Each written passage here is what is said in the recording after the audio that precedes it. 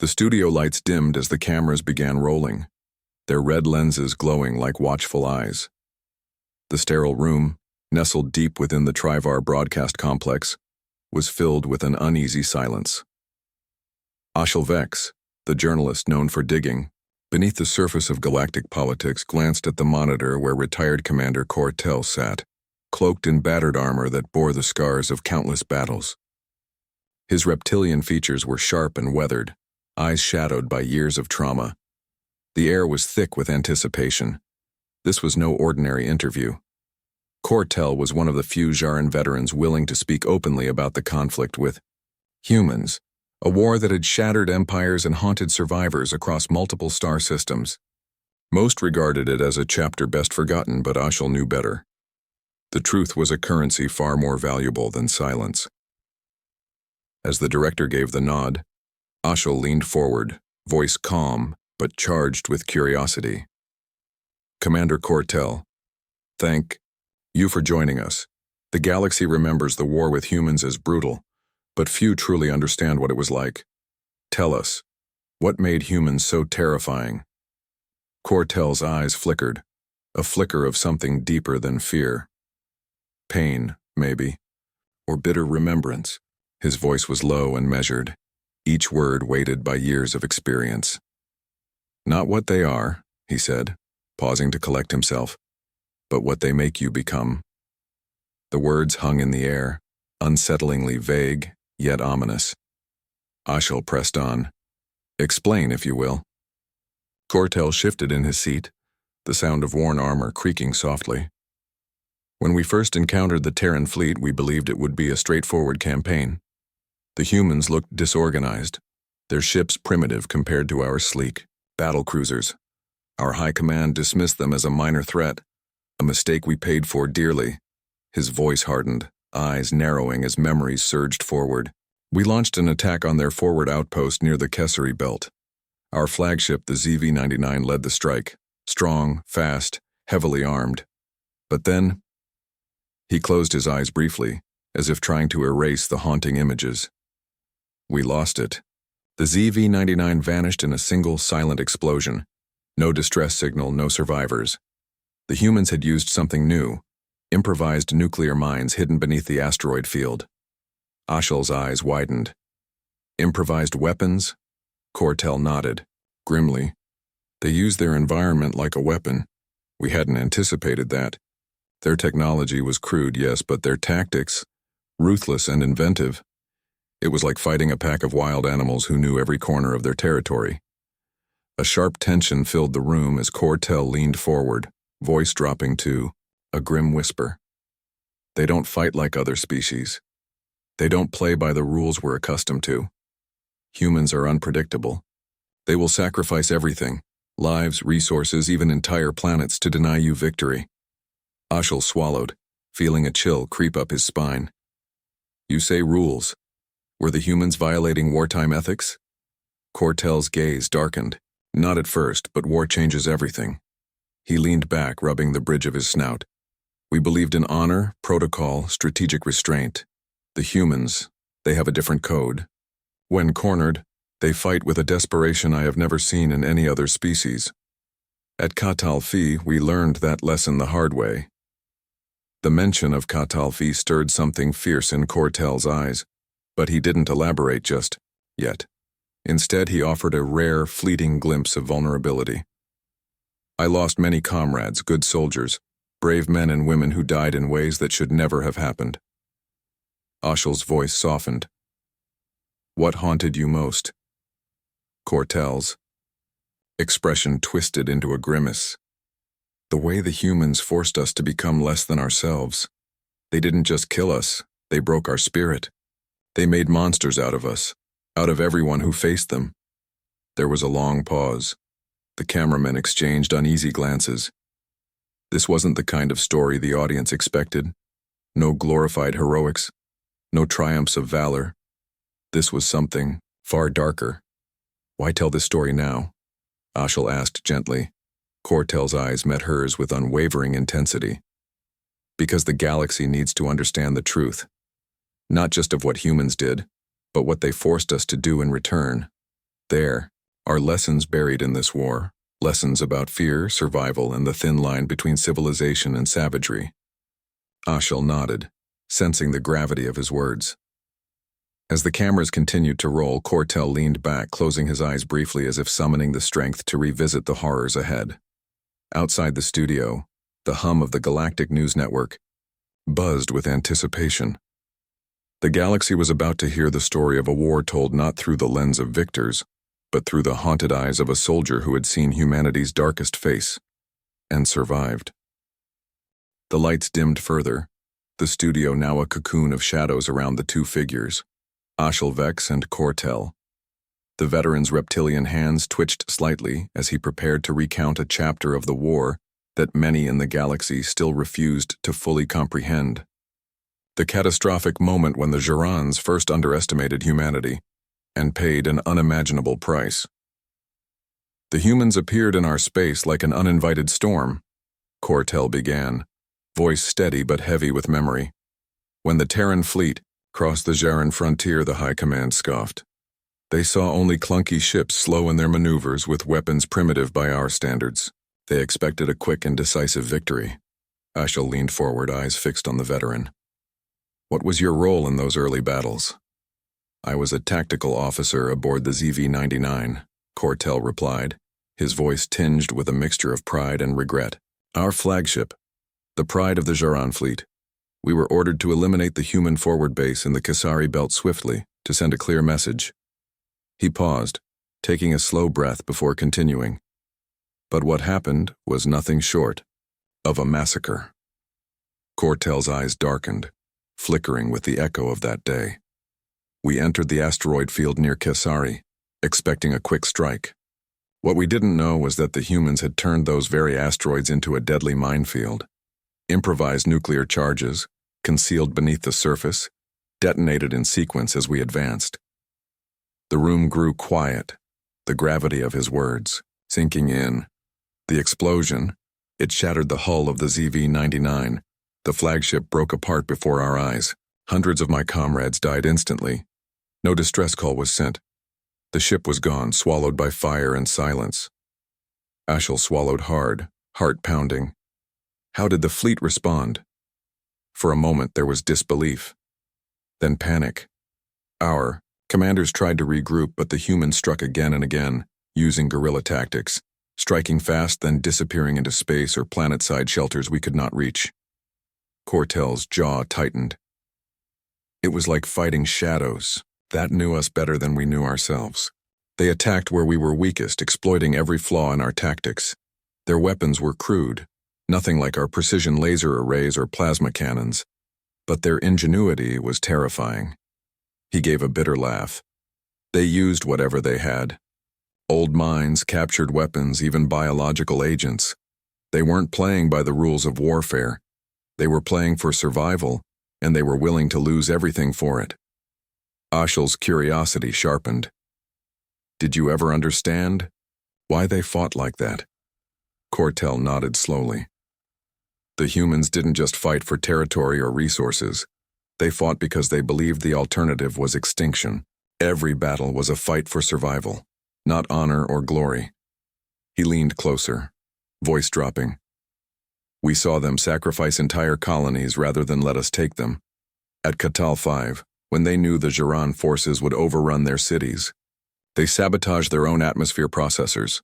They turned their own world into a death trap. Ashel's eyes widened in shock. Their own people? Yes.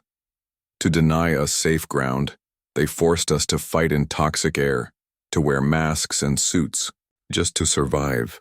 Many Jaran soldiers choked in those streets. The humans were willing to suffer and die themselves just to ensure we did not gain even an inch. He shook his head, disbelief coloring his tone. They weren't just soldiers. They were cornered, beasts, dangerous beyond reason. Ashel pressed on. How did this affect your view of the war? Cortel's eyes darkened with painful clarity. It shattered every assumption. We believed ourselves superior, better trained, better equipped, more disciplined. But the humans fought with a ferocity that was raw, primal. They made us question everything we thought we knew about war. He paused, fingers curling into fists. After the loss of the ZV-99, our commanders became cautious. Too cautious. We started seeing humans everywhere as if ghosts haunted every shadow. Fear became our constant companion. Ashel noticed the flicker of haunted memories crossing Cortel's face and softened her tone. Did fear change how your forces fought? Yes, he admitted. We became brutal. Less honorable. We pushed harder, sometimes indiscriminately. The humans made us lose sight of the difference between enemy and civilian, soldier and innocent. Ashel's eyes searched his. Did you regret it? Cortel didn't answer immediately. Instead, he stared into the distance as if peering back through the years. Every day, he said finally. Because in fighting humans, we lost a part of ourselves. The war took more than ships and soldiers. It took our souls. There was a long pause as the weight of his confession settled over the studio. Ashal broke the silence gently. What kept you going then? Through all that? Cortel's gaze sharpened, voice steely. Survival, and the hope that one day the galaxy would understand what we faced. Not just the battlefields, but the darkness beneath it. The humans were unlike anything we had known. To defeat them, we had to become monsters, and that is a price I still struggle to bear. The room grew heavier with the burden of his words. The cameras caught every flicker of emotion, fear, sorrow, determination. Cortel was not just a soldier, he was a witness to a war that changed the galaxy forever. As the segment ended, Ashel nodded respectfully. Thank you, Commander. Your story is one the galaxy needs to hear. Cortel simply nodded, eyes distant yet resolute. Outside the studio, the broadcast would soon reach millions, listeners and viewers eager to grasp the true horror of the Jaran-human war and the unyielding spirit of a species unlike any other. The studio lights cast long shadows across Cortel's weathered face as he took a slow breath. The silence lingered after the horrors of the first battles. And now, Ashel pressed for more. The turning point when the war turned from conflict to nightmare. The siege of Ketalfao, Cortel said, voice low and heavy. That is where we truly saw what it meant to face the humans. Ketal V was a planet on the edge of Jaran space, a vital industrial hub, rich with resources and strategically crucial. The Jarans expected the humans to surrender quickly, to bow before the overwhelming might of their fleet. Instead, what greeted them was a lesson in desperation and cruelty. Cortel's eyes narrowed as he began to recount the grim days. We bombarded the planet's defenses, then sent in ground forces to secure the cities, but the humans had no intention of giving up. He paused, swallowing hard. They sabotaged their own atmosphere processors. They poisoned their own air. To us, it was madness, a betrayal of their own people. But for them, it was a weapon. Ashal's face tightened. They made their own world hostile? Yes, Cortel confirmed, voice grim. Our soldiers were forced to wear protective suits carrying oxygen tanks. Many choked and died in the streets where their enemies had once lived. Entire battalions collapsed from toxic exposure. He leaned forward, eyes intense. Imagine fighting a war where the very air you breathe turns against you, where every breath can be your last. It was psychological torture as much as physical. Cortel's hands clenched on the armrests. But the humans didn't stop there. They set traps in their abandoned cities, explosives hidden beneath rubble, bioweapons released into sewers. It was a war of attrition designed to bleed us dry. He swallowed, voice cracking slightly. We lost thousands in weeks, soldiers we had trained, comrades we had fought alongside. Many were broken, not by enemy fire, but by the environment. We fought to survive. Ashel's voice softened. What did it do to morale? Cortel's gaze darkened. It shattered it. The siege of Ketal 5 wasn't just a battle. It was a crucible. Fear and despair seeped into every camp. We began to question if victory was even possible. He shook his head slowly. We started hearing stories, tales of humans who refused to surrender even as their cities burned, who fought to the last breath, who used children as shields and themselves as human minds. Aishal's breath caught. Children? Cortel nodded, eyes wet with unspoken sorrow. Yes, the humans had no hesitation in what we would call war crimes. But to them, it was survival. They blurred the lines between combatant and civilian so completely that we couldn't tell who was friend or foe.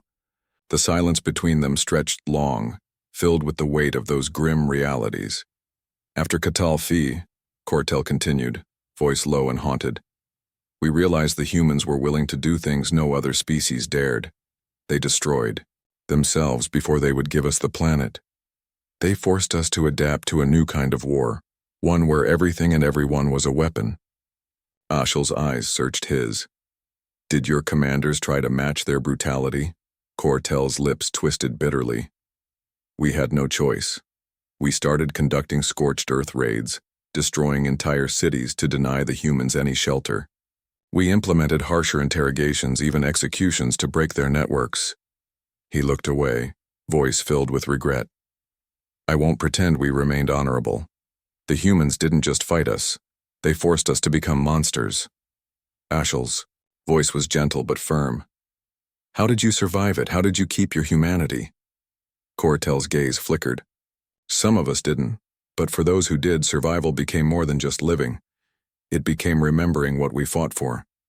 Not revenge, not glory, just the hope that someday the war would end. He paused, swallowing.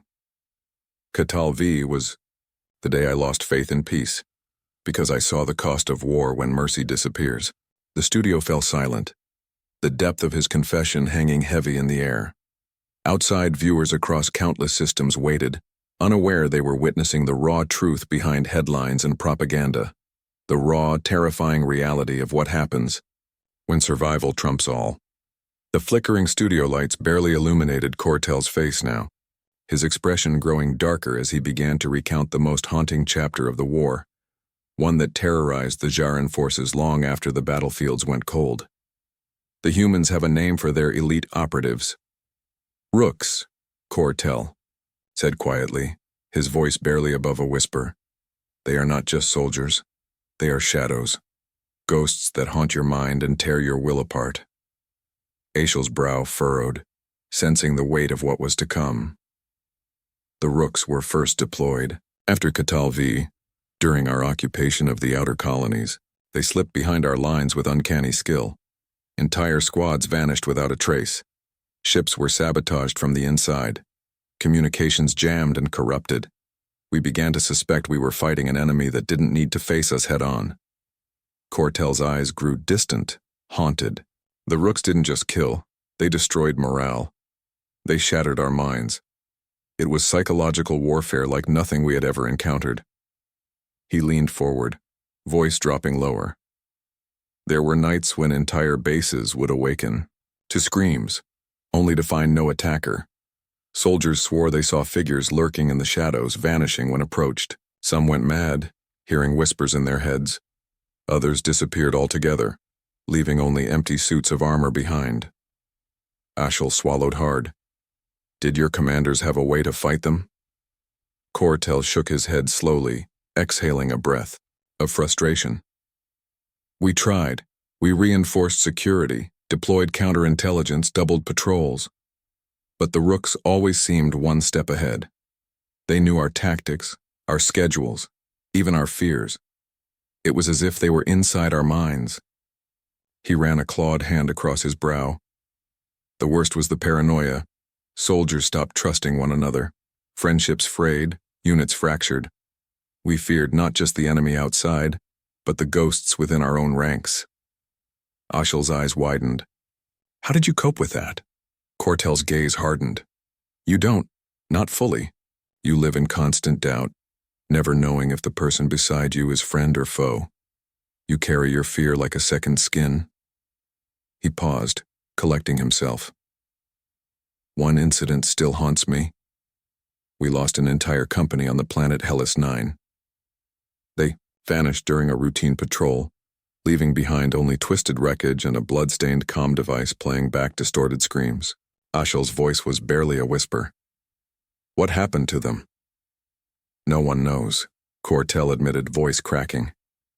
The official reports called it an ambush by human insurgents.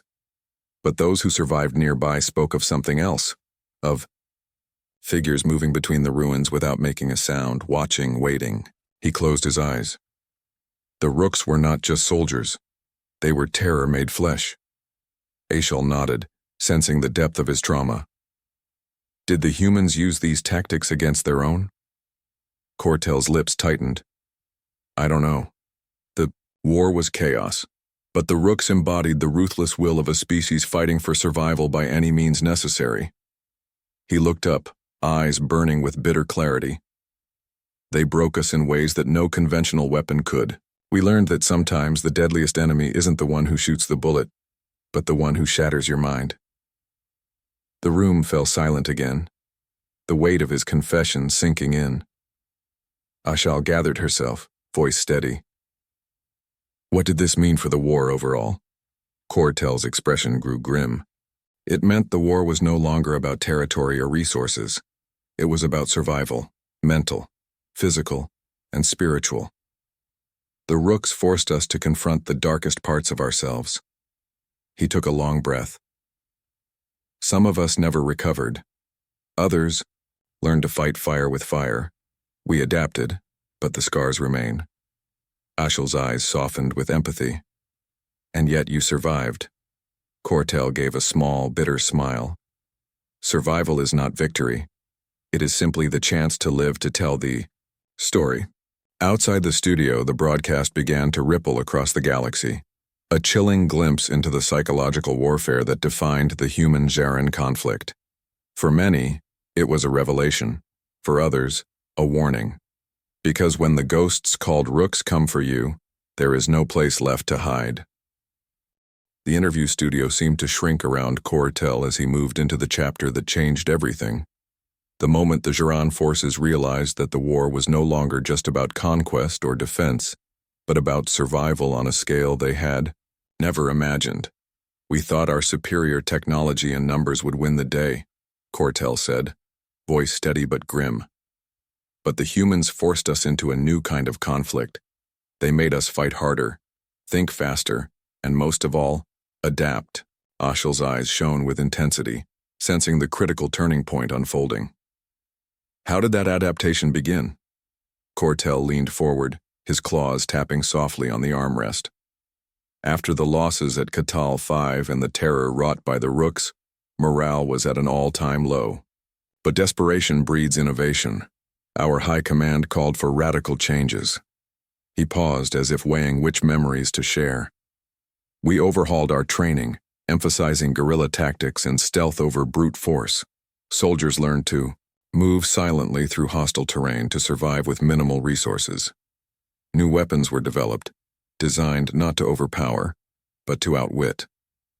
Cortel's eyes gleamed with a flicker of pride. We began turning their tactics against them. We learned to hide in the shadows, to strike unseen, and retreat before the humans could respond. The war shifted from open battlefields to hit-and-run, skirmishes, where intelligence and patience were our greatest weapons. Ashal nodded slowly. Was it enough to stop the humans? Not at first, Cortel admitted. They were relentless. The humans adapted too, changing their methods, but their desperation made them predictable in their unpredictability. Gave a grim smile. There was a brutal poetry to it, the war becoming a dance of shadows and survival, neither side willing to yield. Cortel's voice grew somber. One of the darkest moments was the Battle of Jarnus Ridge, where we faced a human militia entrenched in a canyon network. The humans fought with a ferocity bordering on madness, using every trick they had learned. He shook his head. Our forces suffered heavy casualties, but we managed to infiltrate their command center using tactics borrowed from the very Rooks who had haunted us. Ashal's eyes widened. You turned their own tactics against them? Yes, Cortel replied. We used deception, subterfuge, and psychological warfare. Our spies disguised themselves as refugees, sowing confusion and mistrust within the human ranks. We fought fire with fire. He sighed deeply. It was a costly victory, but it marked a shift. From that point, the humans realized we would not break easily. The war dragged on longer than anyone had expected. Ashel leaned in. What did that mean for you personally? Cortel's gaze darkened. It meant every battle became a test of endurance. Every victory was shadowed by loss. We learned, not just to fight the humans, but to fight the war within ourselves. The fear, the doubt, the creeping darkness. He looked up, eyes haunted. Many soldiers did not survive the psychological toll. Those who did were forever changed, hardened, wary, often haunted by the faces of those lost. Ashel's voice softened. How did the war end? Cortel's jaw tightened. It did not end with glory or peace. It ended with exhaustion. Both sides battered, broken, yet unwilling to surrender fully. He shook his head. The humans withdrew, not because they were defeated, but because their own worlds were falling apart. We were left to pick up the pieces, haunted by what the war had made us. Ashel's eyes glistened with unshed tears. What lessons did you take away? Cortel smiled bitterly. That war strips away everything but survival. That the enemy is not just the one who shoots the bullet, but the fear that lives inside you. And that sometimes, the hardest battle is learning how to live again. The studio fell silent, the echoes of his words resonating beyond the walls. Outside, millions would hear the truth. A story not of heroes or villains, but of two species locked in a brutal struggle that shaped the fate of the galaxy forever. The studio lights softened, casting a somber glow over Cortel's weary features. After recounting the brutal turning points of the war, he now turned his gaze inward, reflecting on the long, painful aftermath. The scars left on himself, his species, and the galaxy at large. The war ended not with a treaty or a declaration, but with silence. Cortel began, voice low and heavy with years of burden. When the humans pulled back, it wasn't because they had won. It was because their own worlds were crumbling under the strain of total war. Ashel nodded quietly. And what about the Jaran Empire? Cortel's eyes darkened. We were shattered, our fleets reduced, our colonies abandoned or in ruins. The war left a wound that still festers in the hearts of my people. He swallowed hard. The Empire's pride was broken, our high command fractured. The soldiers who survived returned not as heroes, but as ghosts, haunted by the things they had done and seen. Ashel's voice softened. What kind of things? Cortel hesitated, then sighed deeply. Things I struggled to speak aloud. We had become the monsters we feared. We executed suspected traitors without trial. We razed entire planets to deny the humans footholds. The line between justice and vengeance blurred until it vanished. He looked down at his hands. Many of us became what we despised. We traded our honor for survival, and in doing so, lost part of our soul. Ashel's eyes glistened with empathy. Did you ever find peace? Cortel shook his head slowly. Peace is a distant dream. Some of us live with the memories, others try to bury them. But the war changed us irreversibly. He paused, gaze distant but steady. The most difficult reckoning is with ourselves. How do you forgive the things you did to survive? How do you reclaim your humanity after it's been stripped away? Ashel leaned forward gently. What about the humans? How did they cope? Cortel's expression grew thoughtful. I have heard they suffered greatly. Entire planets decimated, populations displaced. Their resilience is admirable, but their scars run deep as well. He looked up, meeting Ashel's eyes. They fought like cornered animals, yes, but they also bore the weight of unimaginable loss. I do not hate them, though I once did. I pity them, and myself. Ashel nodded, understanding the rare vulnerability in the veteran's voice. After the war, Cortel continued, there were attempts at peace talks, but distrust runs too deep. Both sides bear wounds that time cannot easily heal. Our species remain wary, watching and waiting. He sighed. For me, The war is a constant shadow. It shaped who I am, and who I cannot be. Ashel's voice was quiet but firm. What would you say to those who have never faced such horrors? To those who still believe war is glorious? Cortel's eyes darkened with conviction. War is a crucible that reveals the worst and best in us. It strips away illusions of honor and exposes raw survival instincts. It leaves scars on the land, and deeper scars on the soul. He leaned forward, voice intense. To those who believe war is glorious, I say, look into the eyes of a survivor. See the ghosts behind their gaze. Hear the silence that follows, the gunfire. Understand that war is not a game but a nightmare we struggle to wake from. The studio remained silent, heavy with the truth of his words. Ashal finally broke the silence. Thank you, Commander Cortel, for sharing your story. It is a story the galaxy must never forget. Cortel gave a faint, weary smile. Thank you, Ashal. Perhaps in sharing these truths we can begin to heal. As the broadcast ended, Cortel sat back, the weight of decades settling over him. Outside, millions had heard the raw, unvarnished truth of a war that had tested the limits of survival, honor, and what it truly means to be sentient. The legacy of the conflict would linger, not just in history, but in the souls of all who lived through it. The studio was quiet now, the weight of the war's aftermath hanging heavily in the air. Cortel's eyes, though weary, held a fierce light as he spoke of what it truly meant to survive, not just physically, but emotionally and spiritually. Survival is a strange gift, Cortel began. After years of battle, I learned it is not enough to simply live. To survive means carrying memories that haunt you every moment, to see faces of those lost, hear their voices in the silence, and feel their absence like a wound that never heals. Ashal listened closely, sensing the deep pain behind his words. I lost many friends, Cortel continued, his voice thick. Brothers and sisters who fought beside me, who laughed with me, who dreamed of peace. Their deaths were not always in battle. Sometimes it was sickness, despair, or the cruelty of the war itself. He paused, swallowing hard. I often asked myself why I was spared, why I lived when so many didn't. The answers never came. Ashel's voice was gentle. Did you ever feel guilt? Cortel's gaze dropped. Every day. Survivors, guilt is a shadow that follows you relentlessly. It whispers that you didn't deserve to live, that you should have died with them. He looked up, eyes fierce.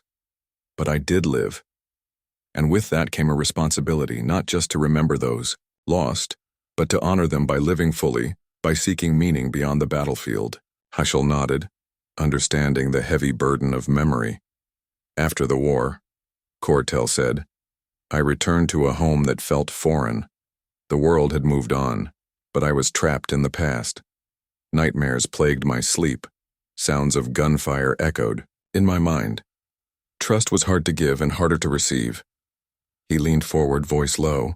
Many veterans become ghosts among their own people, seen but not understood, present but distant. The scars of war are invisible, yet they cut deeper than any blade. Ashal asked softly, How did you cope with that? Cortel smiled faintly. I found solace in telling the story, in speaking the truth, sharing what war really meant, the pain, the fear, the loss, not as propaganda, but as lived reality. He paused, eyes distant. It is a painful path, but it is necessary, because silence allows war's horrors to be forgotten or ignored, and that leads to repetition. Ashel's expression was serious. What do you hope the galaxy learns from your story? Cortel's gaze hardened. That war is not a spectacle. It is a nightmare that consumes everything. That peace is not weakness but strength, and that every life lost, human or Jiran, is a tragedy that shapes our future. He sighed deeply. I carry the burden of survival, but I carry it for them, for those who cannot speak anymore.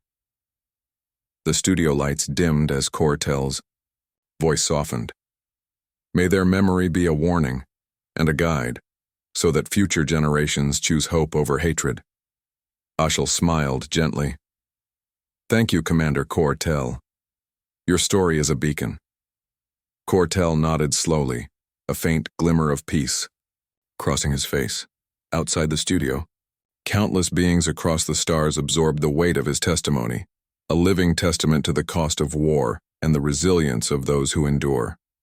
The studio lights softened as Cortel leaned back, the long interview drawing to a close. After decades of pain, loss, and struggle, he now spoke not of battles or horrors, but of a future shaped by hard-won lessons and fragile hope. I have shared with you the darkness, Cortel began, voice steady yet gentle. But even in the deepest shadows, light persists. War may have defined my past, but it does not have to define the future. Ashel nodded, encouraging him to continue. After the silence that followed the war, something unexpected happened, Cortel said. The survivors, both human and Jiran, began to seek peace not through treaties but through understanding. He smiled faintly, a rare warmth crossing his face. We started rebuilding, not just cities and fleets, but trust, dialogue, bonds forged in shared suffering rather than victory or defeat. Ashel's eyes brightened. How did that process begin? Cortel's expression grew thoughtful. Small exchanges at first. Prisoner exchanges, shared medical aid, cultural ambassadors who risked everything to bridge the chasm between our species. He gestured subtly. These were not grand gestures, but quiet acts of courage, the kind that slowly thawed the ice of hatred. Cortel's gaze swept the room. I have met humans who bear their own scars, mothers who lost children, veterans haunted by nightmares. We found common ground in pain and hope alike. Ashel smiled warmly. Do you believe peace is truly possible? Cortel nodded firmly. It is the only choice. War showed us our capacity for destruction, but also our capacity for resilience. He leaned forward, voice filled with conviction. Our galaxy is vast and full of dangers, but it is also full of life, dreams, and potential. If we can learn to understand one another, truly listen rather than wage war, we can build something better. Ashel's voice softened. What would you say to the younger generations watching now? Cortel's eyes sparkled with a rare hopefulness. Remember the cost of war. Honor those who suffered, but do not let fear or hatred dictate your future.